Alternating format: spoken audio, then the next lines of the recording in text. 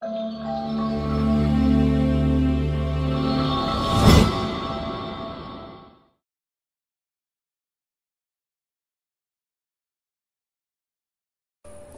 ne sommes pas des faiseurs de miracles. On ne marche pas avec un panier de miracles. Voici les miracles. Qui veut le miracle? Qui veut le miracle? Si c'était le cas, allons-y dans les hôpitaux, priez pour tous les malades de être guéris. C'est choquant, mais c'est la vérité. Les gens qui disent non, moi j'ai le don de guérison. Mon ami, tu as quel don de guérison? Dans ce cas, va à l'hôpital, va vider les hôpitaux. Parce que quelqu'un comprend mon langage. Va vider les hôpitaux. Mais c'est Dieu qui fait grâce. C'est Dieu qui fait grâce. Et là-bas, la Bible dit, dans les évangiles là-bas, à l'époque d'Élisée, ou bien je ne sais pas trop de quel prophète là, il y avait combien de lépreux? C'est nombreux, mais seulement un seul qui a été purifié.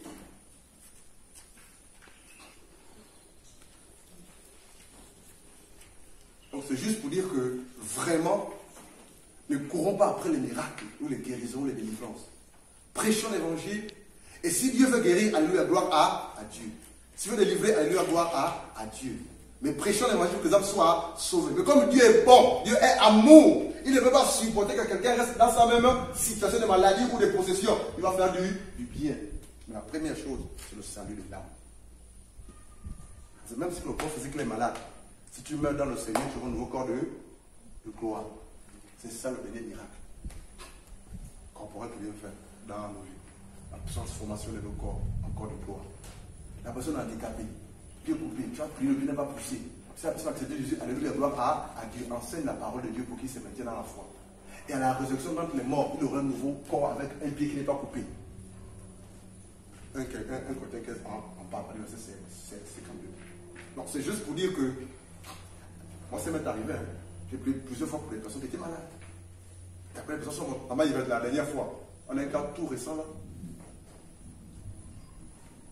Sonde sur sonde. Plusieurs années, sonde sur sonde.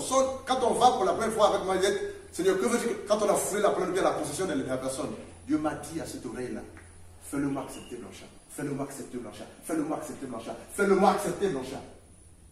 Donc, quand on y va, c'était pour que la personne accepte Jésus comme le sauveur personnel.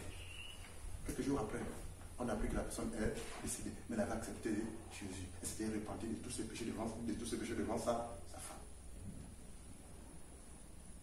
Vraiment, le travail que Dieu veut que l'on fasse, c'est le travail qui consiste à voir l'enfer être dépeuplé et le ciel être peuplé. Maintenant, en matière de guérison, de délivrance, de bénédiction, de tout ça, c'est Dieu qui fait. Amen. Amen. C'est ce qu'il faut comprendre. Parce que si l'on prêche l'évangile pour les malades, guérison des malades, délivrance là, bénédiction là, frère, on ne travaillera plus pour que les hommes soient sauvés. On sera prêt à aller toucher tout et n'importe quoi pour faire les miracles. Il m'a mis en garde là-dessus, on est encore en bas là-bas. Il m'a mis en garde. Je ne t'ai pas appelé à mandat pour que tu te perdes. Prêche ma parole, c'est moi qui fais la suite. Arrête d'insister sur les guérisons et tout ça. Parce qu'il y avait des cas qui venaient, cas malades, donc il n'y avait pas de résultats. J'ai secoué le plan de Dieu par rapport à ça. Il m'a réprimandé sévèrement. Je ne veux pas te perdre, Blanchard. Amen. Une question. L'Esprit de Dieu va commencer à continuer à éclairer. Hein? Alléluia. Amen. Oui, sœur. Vas-y, pose là. Je voudrais savoir si les démons peuvent prononcer le nom de Jésus. Oui. Ils le font même bien. Bon, votre gouverne, est-ce que vous savez qu'il y a un démon qui s'appelle Jésus? Vous savez ça? Il y a un démon qui s'appelle Jésus. Et c'est lui qui s'est révélé à plusieurs personnes. Ah, les amis. Comment le me fait ça, fait ça. Voilà pourquoi il faut se faire enseigner. Je sais pas, ça va? Est-ce qu'on va acclamer Jésus pour ça?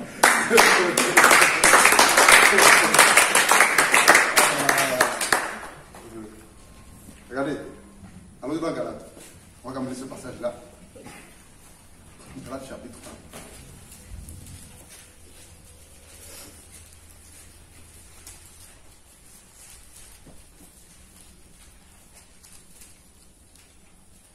lire verset. Galates chapitre 1.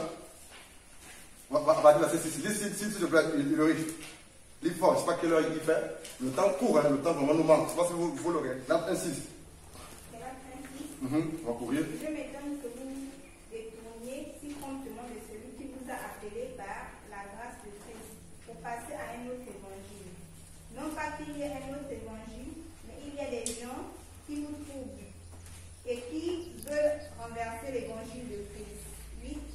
Mais quand un ange du ciel annoncerait un autre évangile que celui que nous avons prêché, qu'il soit anathème. 9. Nous l'avons dit précédemment, et je le répète à cette heure. Si quelqu'un vous annonce un autre évangile que celui que vous avez reçu, qu'il soit anathème. 10.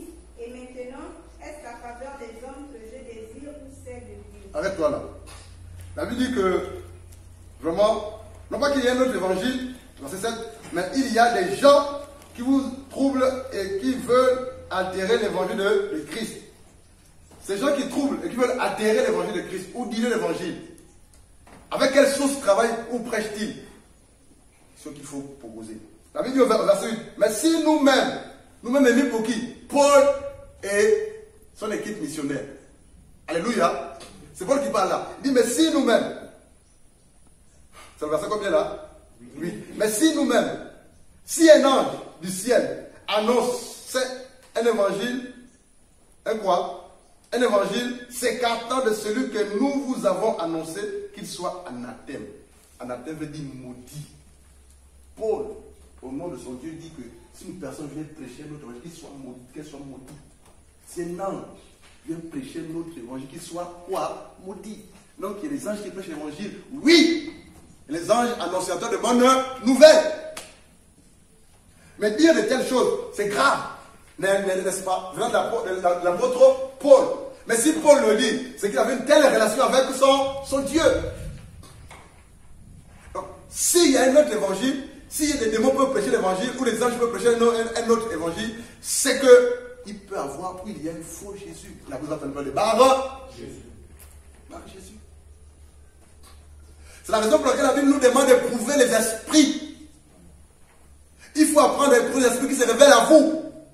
Alors, et puis un ange vient te parler en rêve ou en songe, ou en révélation, je suis Jésus. Il dit une personne te parler en songe avec une robe blanche, parce que tous les rêves que vous faites, un homme avec une robe blanche qui brille, c'est Jésus. Là ou faux? On a des problèmes. Oh, j'ai une révélation. Un homme avec une robe blanche qui brillait, et puis il a dit que c'est moi Jésus. Et puis. Mais qu'est-ce que tu dis que c'est Jésus? Le diable se déguise en ange de Corinthiens 11. Le diable aussi a ses apôtres dans le monde, même s'il y a un mandat, le diable a ses serviteurs. Je peux vous en donner des noms, des hommes qui s'appellent les hommes de Dieu qui sont les serviteurs du diable, ici à mandat. Je peux vous en donner des noms, ça ne me dérange pas. Donc, il y a un démon qui s'appelle Jésus.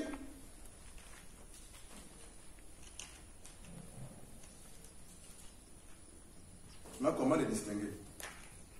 Comment les éprouver? C'est simple. C'est un démon ou une personne qui te visite en songe ou en rêve ou en relation sur Jésus. Pose la question, de quel Jésus? Répète seulement que tu es Jésus-Christ de Nazareth, mort et ressuscité le 3e jour. Il peut le répéter. Alléluia. Que je suis Jésus-Christ de Nazareth, mort et ressuscité le 3e. Parce que ça, j'ai déjà découvert. Ici même, là on prie ici. Lors des prophéties bidons, au lieu de nous prendre la prophétie, on découvre les esprits qui parlent, c'est autre chose. De suite, on comprend que c'est une fausse prophétie. Pas besoin de citer ça devant tout le monde. Il y a des choses que vous ne savez pas, qu'on ne vous dit pas. Mais comme Dieu veut gagner la personne, on encourage la personne. Maintenant, oui, je suis Jésus-Christ de Nazareth, mort, ressuscité le 3e. C'est celui qui se révèle à toi. Il répète ça. Il répète ça. Ne t'arrête pas là. Montre-moi tes clous, les marques de tes clous. Parce que Jésus-Christ de Nazareth est mort à quoi? Son côté placé, ses pieds placés, ses mains, c'est tout. Un démon n'a pas ça. Qui s'appelle Jésus. Il n'a pas ça. Les côtés percés, les mains percées et ça percé. Il faut éprouver les esprits qui vous parlent en rêve ou en songe. ou en révélation. Alléluia. Ouais. Avant moi, j'ai pensé qu'un démon ne peut pas dire répéter le nom de Jésus. Mais ce jour-là, pendant qu'on prie pour quelqu'un pour la délivrance, sors au nom de Jésus. Je le sors au nom de Jésus. Oh! Frère, si tu n'as pas la foi, tu vas arrêter de dire. Vrai ou faux? Sors au nom de Jésus. Donc Jésus, on fait quoi? Authentique, hein? Mais c'est la distraction. Et s'il y a quelque chose que les démons, que le diable et ses agents ne supportent pas, c'est la parole de Dieu. Cite seulement la parole de Dieu. Et prends les versets clés. La Bible déclare, ils ont vaincu par le sang de l'agneau et par la parole de leur témoignage. Et t'arrêtes pas là. Cible les versets plus simples clés. La Bible déclare dans Romains 16 là-bas. Alléluia. Bientôt le Dieu de paix écrasera Satan sous vos. Pas sous les pieds de Dieu, mais sous vos pieds. La Bible déclare, alléluia, la poste de la femme écrasera la tête du. C'est des versets qui énervent le diable et les démons. C'est tout. D'où la nécessité de connaître la parole de Dieu. Les versets clés, puissants, qui secouent le monde des ténèbres et qui réjouissent le corps de Dieu. C'est tout. Et lorsque tu cites les versets de lui, non, ne panique même pas. Il peut faire ses grimaces, le démon qui s'agite à crier, rire. Non. Rappelle seulement la parole de Dieu. Il est écrit, il est écrit, il est écrit, il est écrit. Fais comme Jésus, il est écrit, il est écrit, il est écrit. Ça partit. Mais vous voulez servir Dieu, vous voulez avoir des victoires sans la connaissance de la parole. C'est pas possible. Sans la mise en pratique de la parole de Dieu. C'est pas possible. La parole de délivrance. Frère, tu vas suer pendant 2 heures, tu pries. Ouais. Là, il faut la prier pour quelqu'un. Le démon danse la classique au bureau. Authentique, hein? Mais tu étais là, non? La classique. Oh Seigneur. Il était là. Il a transpiré, lui. Ah! Seigneur Jésus, c'est quoi cette affaire-là? Un petit comme toi, tu peux me chasser? Je suis la déesse de Mbataveya et de Langonier. Hein, son père l'a consacré pour qu'elle ne se marie pas. Tu te rappelles? Tu es qui toi? Monsieur vous a dit, oh, est-ce que l'homme de Jésus que je prêche est réel? Oh, est-ce que là, frère, tu as tout perdu. Parce que les démons veulent juste te distraire et tuer la foi. Et lorsqu'un démon a manifesté, qui n'est pas sorti, il devient plus dangereux. La personne a mangé. Ce n'est pas libéré. Donc c'est pas un jeu. C'est plus que sérieux. Il faut prier pour quelqu'un. Vous étiez là. Le diable qui est passé par cette jeune fille-là. Vous étiez là, non? Chez Macarie, vous vous rappelez, non? Amen. Qui n'était pas là? Pardon, qui était là? Lève la main. C'était compliqué, hein? Nombreux fuient la salle, vrai ou faux? Ils étaient sortis. Frère, le jour-là, dans le cœur là-bas, j'ai prié 2 fois. Il ne faut pas rire. Dis, Seigneur, qu'est-ce qui se passe? Qu'est-ce qui se passe? Oui, ils sont venus rien que pour te remercier dans toi depuis les enfers. Je lui ai dit, j'ai fait l'œuvre de mon Père. Il a dit, oui, nous reconnaissons, je connais l'œuvre de ton Père.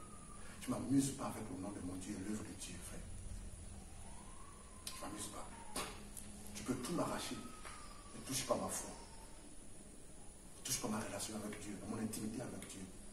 Tu peux me traiter de tout ce que tu veux. Il est bizarre, il est dur, il est compliqué. Oui. Mais laisse-moi servir Dieu comme Dieu veut que je le serve. Parce que ce Dieu-là, frère, il est précieux pour moi. Il est exigeant par rapport à moi. C'est pas un jeu. Je ne veux pas une relation avec Dieu stérile, misérable, vide. Non. On a prié pour la personne. Elle a saigné le même jour. Vous étiez là, non? Il y a un monsieur qui, la télé était nombreux. Même Victor tenait cette dame-là. Il s'est retourné vers Victor et la dame-là. Et le monsieur là. Toi tu oses me dire que tu es dans la fornication, tu vas venir me retrouver là, je suis vrai ou faux? Amen. Il a perdu la foi. Ne t'amuse pas. Amen. Il a menacé Victor. Il a menacé Victor, ce diable-là. Ne vous amusez pas, frère. C'est pas un jeu. Ne vous amusez pas. Alléluia. L'apôtre Jean dit quoi? Dans Jean chapitre, dans l'épître des Jean. Celui qui viendra vers vous, alléluia, et qui ne vous apporte pas. On peut lire, c'est dans 2 Jean, l'épître. Alléluia. Ah, merci Seigneur. Allons-y, en 2 jours. On a prévu parler quelque chose, mais Dieu nous conduit autrement. C'est ça être conduit par l'Esprit de Dieu. On ne peut pas conduire l'Esprit de Dieu. L'Épître de Jean. Allons-y. Le verset 8 là-bas. Je crois que c'est ça. Dieu merci, que la gloire te revienne.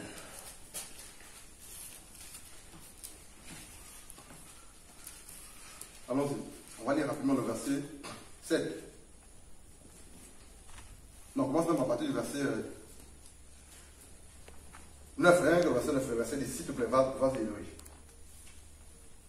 Verset 7. Non, 8 et 9. 9 et 10. Ouais, 9 et 10. Verset 9.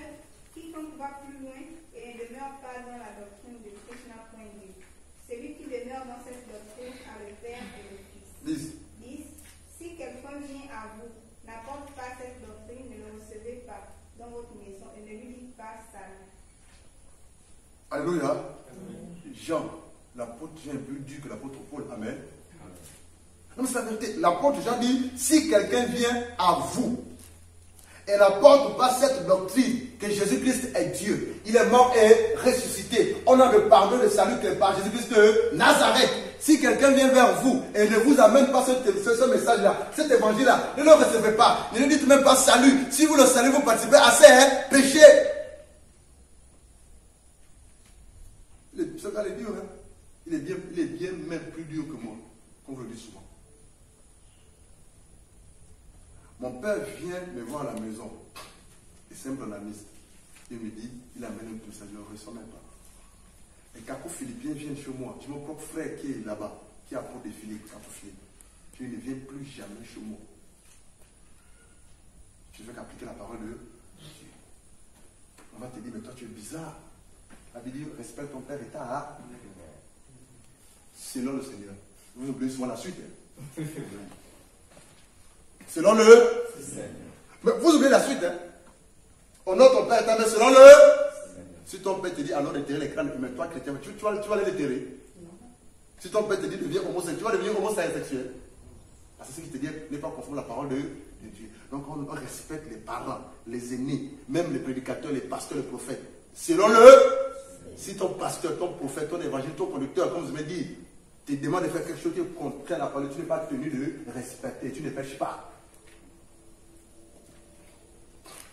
Mais si tu te dis de faire quelque chose qui est conforme à la parole de Dieu, à quoi l'autorité que Dieu a donnée, fais. Si tu ne fais pas, tu désobéis et tu pêches. Tu me regardes bizarrement. Ça va? Non, mais c'est la vérité. Il y a des vérités qui n'écoutent pas les hommes que Dieu a établis devant eux, en fait. Mais si tu n'écoutes pas l'homme que Dieu a établi sur toi, tu n'écoutes pas Dieu, vrai ou faux? C'est là le problème. On est tous enfants de Dieu, on a tous l'esprit de Dieu. On est tous fils et fils de Dieu, c'est vrai. On est tous dans le même royaume, c'est vrai.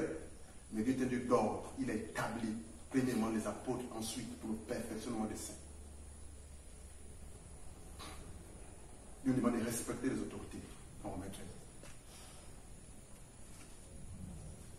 1 Corinthiens chapitre 5. Parce que les gens me regardent bizarrement, comme si je faisais des choses étranges en fait. Allons-y. Je dis quoi? 1 Timothée 5.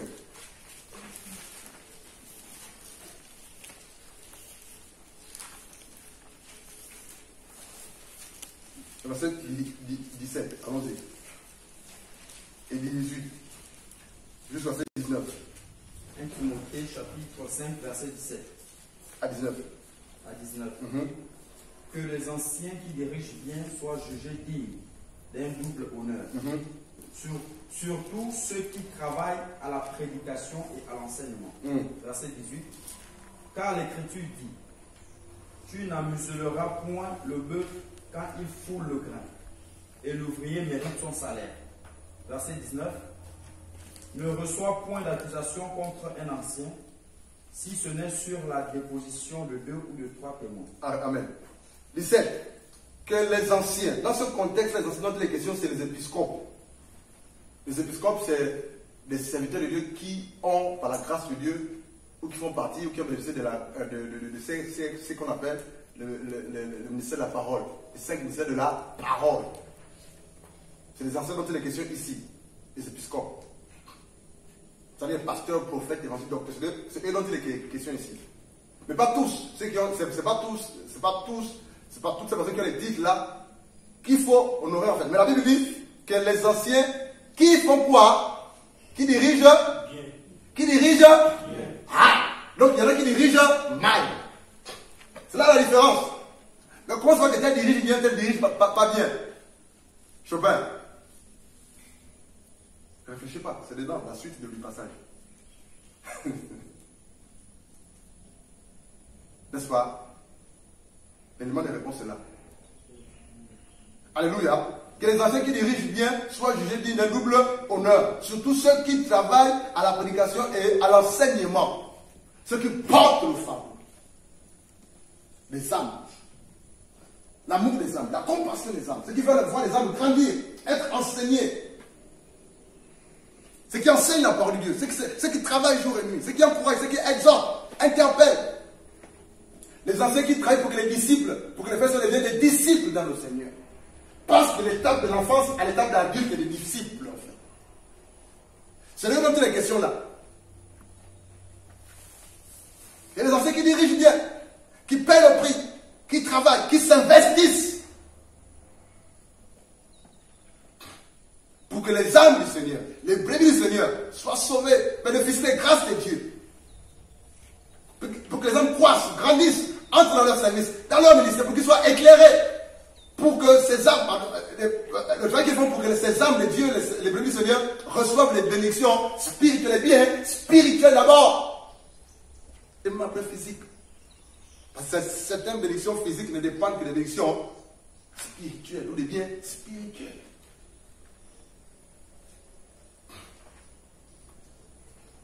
Je vais être pratique en fait, parce que la Bible est pratique. Il dit que les anciens qui dirigent bien soient jugés dignes d'un double honneur. Double honneur veut dire quoi? C'est double honoraire, double salaire, ce passage-là.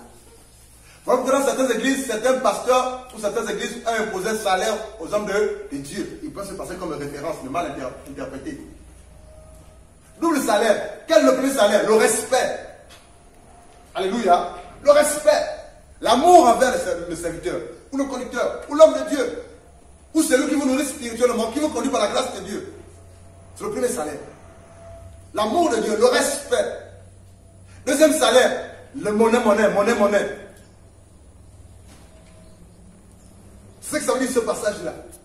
Voilà pourquoi dans certaines églises, ils ont instauré un salaire mensuel. Mais ce n'est pas de ce salaire-là dont il est question ici. Ça veut dire quoi? Dieu lui-même, si c'est lui qui t'a appelé, Idriss ou les autres, si c'est lui qui t'a appelé et tu réponds à l'appel de Dieu, Dieu saura comment te donner un salaire. Tu n'as pas besoin d'imposer quoi que ce soit. Dans certaines églises, la chaise est payante. Qui y a dans une église pareille? J'ai vu, hein, dans nos églises, quand tu t'assois, tu vas payer la chaise. Oui, c'est compliqué dans ces églises.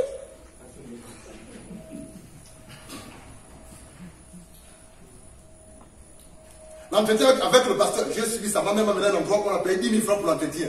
C'est pas cadeau. Donc imagine tous les entretiens qu'on a ici. On veut devenir riche, vrai ou faux? Vrai ou faux?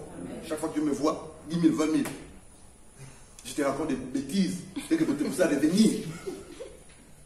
Prenez ça, souris.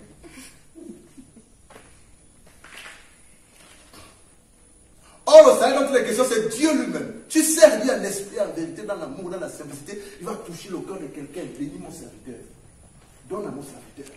Alléluia. Il va toucher le cœur de quelqu'un. Tu pries chez toi, Seigneur, il y a tel besoin. Il dit, il n'y a pas de souci. Il va toucher le cœur de quelqu'un. Va donner à ma servante. Va donner à mon serviteur. Tu es à pied depuis le moment où tu sers Dieu. Tu sers Dieu d'une voiture parce que c'est compliqué. Il va toucher le cœur de quelqu'un, n'importe comment. Va bénir mon serviteur.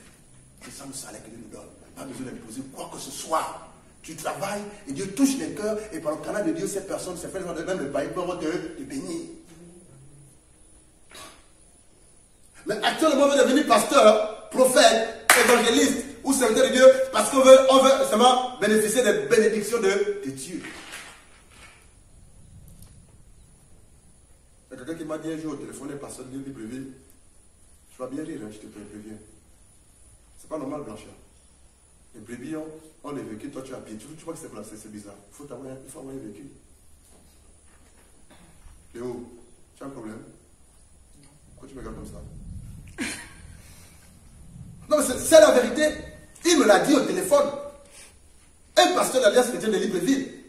C'est pas normal que les brebis ont des véhicules. Toi, Blanchard, tu es à pied. Il faut en avoir. Mais où est le rapport? Mais c'est ce qu'on fait croire beaucoup des invités dans les airs. Ils deviennent complexés. Ils sont prêts à tout pour avoir un véhicule. Il faut déplacer bidon. Je t'ai vu, toi, tu vas faire un véhicule. Donne-moi le véhicule. Ça marche, hein? Mais c'est vous qui rendez ce que Dieu a bien appelé au départ, tordu après. C'est le peuple. C'est le peuple là. Je n'entends pas amen. Hein? Comment c'est le peuple? Pardon? La question c'est comment c'est le peuple? Je vais m'expliquer. Ils l'auront entendu, tandis que celui, normalement. Oui, je vais m'expliquer. En fait, c'est. Ce sont des hyperboles en fait. Je vais m'expliquer. Tu commences bien, alléluia. Tu prêches l'évangile du royaume, la repentance, le pardon des péchés, alléluia, la conséquence du péché, tout ça là. Tu te rends compte que l'argent ne rentre pas. Amen. Et les offrandes, les dîmes ne rentrent pas. Tu te rends compte que l'église c'est vide, où il n'y a toujours personne. Mais tu vas te rendre compte que lorsque tu vas parler de la prospérité, alléluia, amen, vas-y, pêche, pasteur. Qu'est-ce qui va se passer? Tu vas mettre l'accent sur ceux qui veulent un. C'est eux qui t'influencent. J'ai fait un exercice simple, c'est là une semaine en arrière. J'ai envoyé un verset biblique, ou pendant quelques jours, j'ai envoyé des versets bibliques, ou sur mon statut, j'ai mis un verset biblique qui parle de la bénédiction. Amen, amen.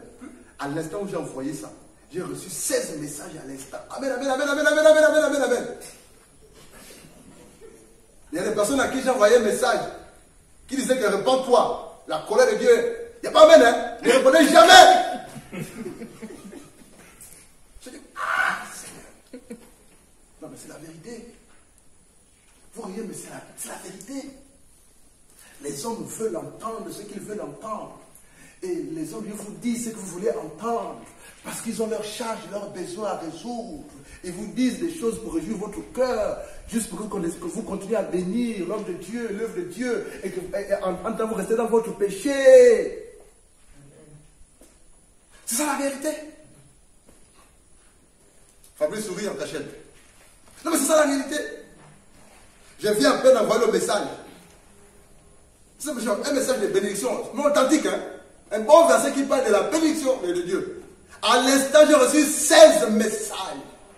À l'instant, 16 messages. Amen, pasteur. Amen, frère. Amen, on dit. Amen, amen, amen, amen, amen, amen. Et quand je dis à mon épouse, ah, c'est bizarre, ça fait aussi longtemps que j'ai reçu 16 messages. Du coup, elle me dit, montre-moi le message que j'ai envoyé. Mais c'est normal. Regarde le verset que tu as envoyé. Ça s'appelle la bénédiction. Tu t'attends. Ça, si vous comprenez. Hein? Du coup, tu peux bien commencer avec Dieu. Dieu t'a réellement appelé. Dieu t'a donné un message authentique pour que les hommes soient sauvés. Maintenant, parce qu'il n'y a pas de retour de répondant, tu vas commencer à changer. C'est là le danger du prédicateur de Dieu, du serviteur de Dieu. Le loyer n'est pas payé. Les enfants baillent à la maison. Il t'a appelé en plein temps. C'est Dieu, ce n'est pas l'homme qui doit venir. En école des enfants. Tu n'as pas d'avis. Il y a même un jour quelqu'un qui m'a dit, un pasteur de Mwanda qui s'est fait appeler prophète. Vous allez rire des amis. Je subis ici à Mwanda. Il y a un qui m'a arrêté. Je marche. Tu vas bien rire, hein, mon ami. Je marche à pied pour moi. Il freine sa voiture. Car, bonjour, on me dit, je dis bonjour. Mais pourquoi tous les jours vous avez le même goût? Vous n'avez pas les habits.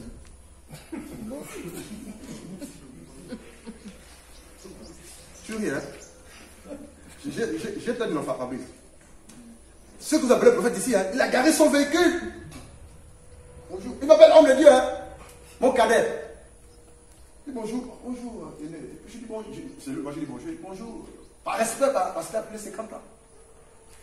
Il me dit, mon Blanchard, pourquoi tu as toujours le même habit? Tu n'as pas les habits? Bon, laisse-moi, je vais choisir mes habits, je vais t'en donner. Il a fait ça, hein.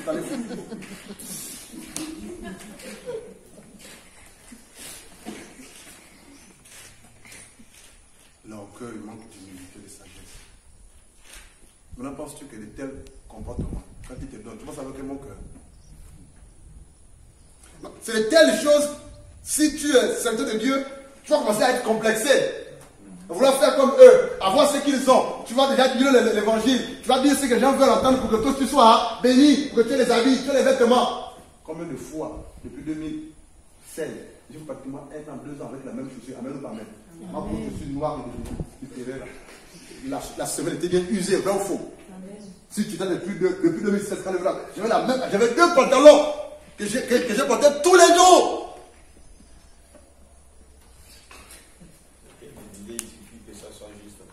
Frère, c'était propre et juste. Alléluia, c'était propre et juste. Pourquoi j'en parle? C'est pour vous dire que si tu es appelé à servir Dieu, si tu es complexé, si tu es pressé, si tu es cupide, tu n'iras pas loin. Et quand j'ai commencé à porter les vestes, moi je dis, le frère Paul donner les vestes. Mais c'est lui qui donne, parce que ça faisait longtemps que j'en ai porté. Maintenant, quand il va donner la voiture, vous allez dire, le frère est déjà arrivé. Mais quand il y aura le jet privé, tu vas dire quoi? Alléluia. Dieu regarde le travail que tu fais pour lui avec bon cœur. Par amour pour lui, amour pour les âmes, pour qu'il grandisse, soit sauvé. Et Dieu te récompensera d'une manière ou d'une autre parce qu'il est fidèle. Tu es là, l'année privée. Dieu m'a béni, mon épouse et moi. Je ne pensais pas de ménager une telle. C'est un témoignage pour la gloire de Dieu. Que la gloire vienne à Jésus-Christ de Nazareth. Dieu bénit, mais soyons patients. Vous, serviteurs, et que vous voulez servir Dieu.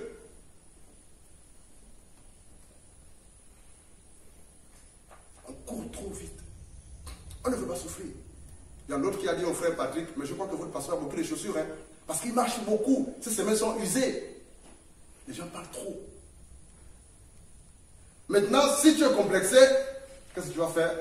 Tu vas cibler dans l'assemblée les soeurs qui travaillent, les frères qui travaillent. Tu vas devenir leurs grands amis. Alléluia. Tu vas commencer à avoir une relation avec eux. Tu vas commencer à les appeler. Les soeurs qui travaillent, qui aiment les prophéties, tu vas leur donner les prophéties, les révélations. Léo, tu es secrétaire quelque part. Tu vois que ce sera une promotion. Je t'assure que tu vas te marier ou un mariage. Fais une offrande particulière, spéciale. Dieu te bénit. C'est un faux. Il veut juste ton argent, en fait. C'est tout. Entretien personnel. Sœur, oui, la sœur travaille à Koblok, par exemple. Entretien personnel. Tu vois, sœur, Dieu t'aime. Dieu veut faire des choses avec toi. Et si la sœur n'est pas mariée, cherche le mariage. C'est fini. On a des prophéties sur le mariage. Tu vas payer la prière. Il ne va jamais dire que tu as un péché. Ton péché, c'est sa soeur, elle est en toi. Alléluia. Qu'il soit béni.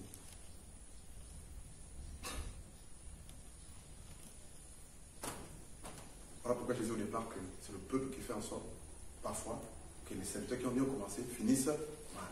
C'est le peuple qui a fait en sorte que Moïse ne rentre pas haut à la terre promise. C'est le peuple. Voilà pourquoi prêcher l'évangile fabrice les autres. Ce n'est pas écouter le peuple, c'est écouter Dieu. Mais écouter ne veut pas dire être impoli. C'est écouter d'abord Dieu. Et tu n'écoutes les hommes que lorsque ce que les hommes te disent est conforme à la parole de Dieu et à ce qu'il t'a dit dans le secret. Combien de fois, quand on a commencé sur l'œuvre ici, quand on a acheté le terrain, par la grâce de Dieu, il y en a qui disent, c'est trop loin là-bas, c'est vrai ou faux? Nous sommes là.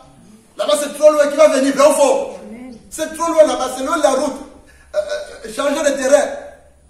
Aujourd'hui, il y a des gens qui habitent à Lima, à Franceville, un peu partout, qui viennent de la parole de Dieu. Amen ou pas amen? Quand Dieu dit, il faut obéir. Le vrai problème des hommes que nous sommes, parce qu'on ne veut pas écouter Dieu, on veut écouter les hommes. Et un conducteur, un dirigeant, un pasteur, un serviteur de Dieu qui écoute les hommes ou qui est influencé par les hommes ne verra pas la gloire de Dieu. Ou qui veut prêcher ce que les hommes veulent entendre ne verra pas la gloire de Dieu.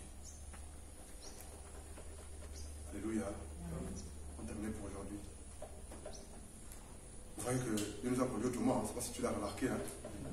Amen.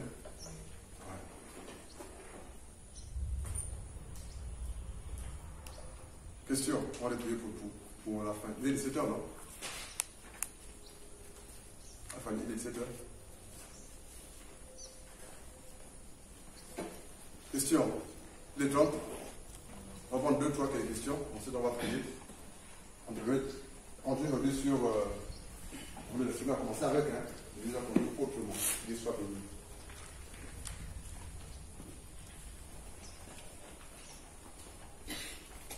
Oui, Donald, ta question. Amen. Alléluia.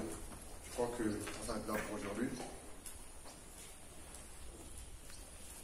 Je veux dire quelque chose par rapport à ce qu'on a partagé rapidement. Ou qui a compris quelque chose en fait. Qui a reçu quelque chose aujourd'hui en plus. Qui a été clair aujourd'hui en plus en fait. Merci.